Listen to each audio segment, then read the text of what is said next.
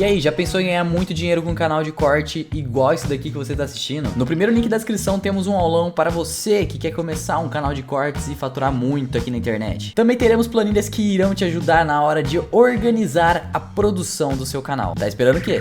E aí tem uns pontos interessantes que eu gostaria de perguntar. Porque vocês citaram essa questão de um aumento de juros para conter o consumo.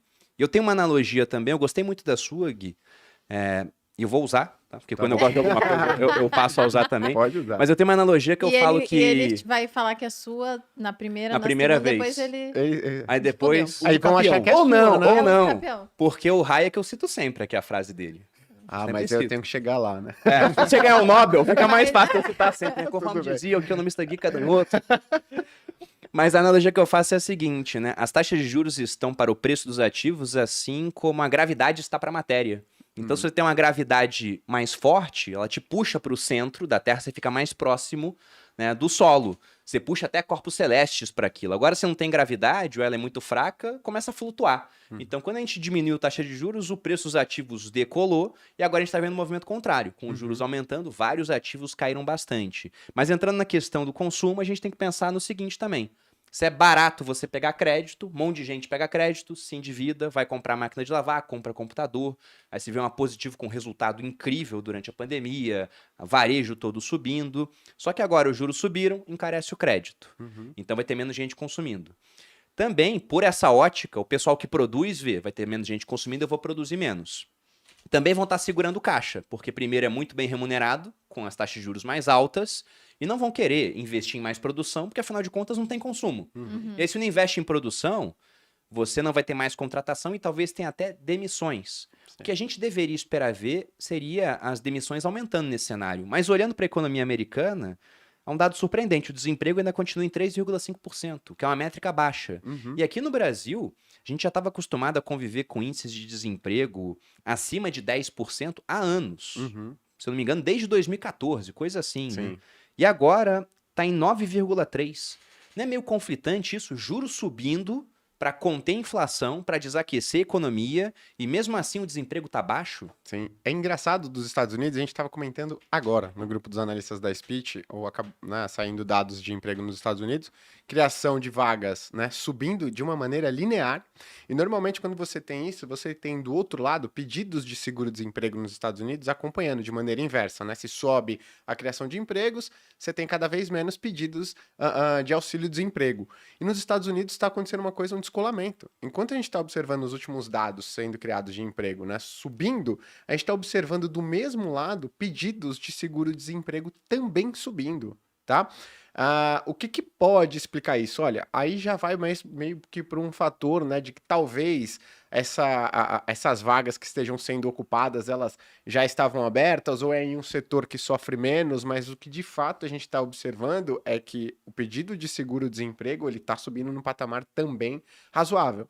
Acho que não deu tempo de impactar né, a taxa de desemprego americana, mas eu acho que a expectativa, se as condições financeiras nos Estados Unidos continuarem assim, né, que as condições financeiras é muito mais do que somente os juros altos, é o preço dos ativos mais baixos, é a população, é um índice que mede realmente se a população está se sentindo mais pobre ou não, ele está subindo bem, então, ou seja, a população sim deve estar se sentindo mais pobre nos Estados Unidos, a gente deve observar pelo menos uma alta, e nem que seja marginal, dessa taxa de desemprego. Pô, Gui, mas só vai cair a inflação quando subir essa taxa de desemprego? Não necessariamente. Nos Estados Unidos já aconteceu de você manter a economia com uma taxa de inflação muito baixa, por um longo período de tempo, mesmo com a taxa de desemprego em patamares considerados baixos, né? Então aí dá pra gente entrar em por que isso, mas eu acho que... Mas é impressionante, porque os Estados Unidos já recuperou todos os empregos perdidos na pandemia com esse dado.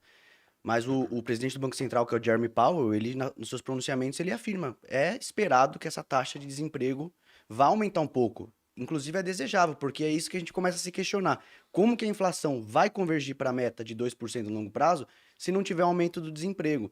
Então, em algum momento, a gente pode ver um início desse aumento. A gente pode discutir vários motivos, como o Gui mencionou, por que a gente está vendo esse mercado resiliente até agora. Pode ter mudança de hábito, as pessoas agora não aceitam qualquer emprego para voltar. Dessa vez é diferente, né? Exato.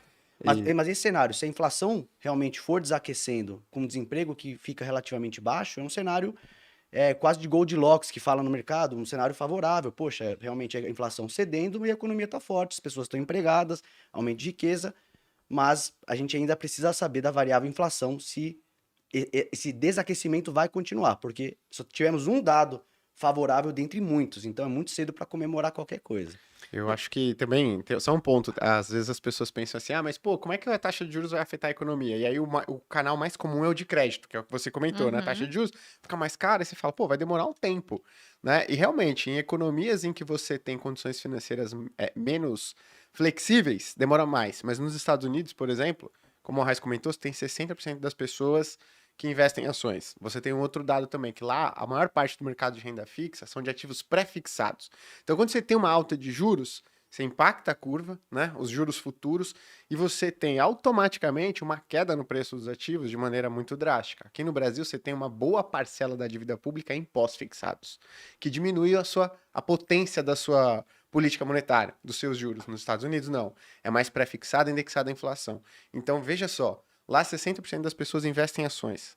Mais ainda investem em renda fixa. Você tem uma renda fixa baseada em pré-fixado e indexado à inflação. Quando você dá uma alta de juros, impacta a curva inteira e joga o preço dos ativos para baixo.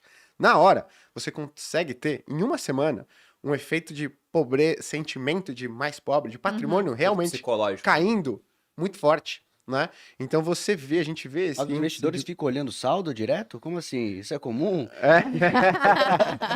Fica olhando todo dia, né? Todo dia, né? Então esse índice de condições financeiras ele subiu muito rápido, né? Mostrando que realmente, poxa, apesar dos juros não ter subido muito nos Estados Unidos, pegou ali as condições financeiras. Então eu acredito que sim, a gente deve observar o enfraquecimento, não só da atividade, como da inflação. E aí, da inflação, eu tenho uma visão um pouquinho diferente, porque se a gente olhar o dado cheio, ok, esse foi o primeiro dos Estados Unidos que baixou, mas se a gente for olhar o núcleo da inflação dos Estados Unidos, o que é o núcleo? Baixando, né? Desconsidera alimentação e energia.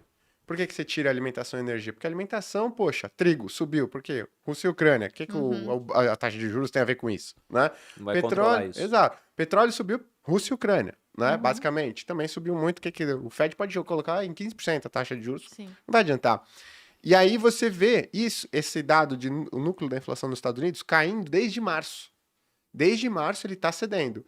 O último dado, ele permaneceu estável, mas ele vem cedendo desde março.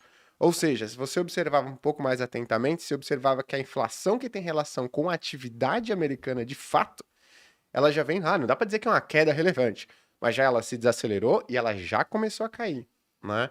Se isso vai ser um movimento consistente daqui para frente, eu acho que vai, porque a tendência não é que as condições financeiras elas fiquem mais frouxas, na verdade é que elas fiquem mais duras. Então, se esse movimento já começou com as condições financeiras tendo subido 3, 4 meses atrás, acho que daqui para frente a tendência é continuar.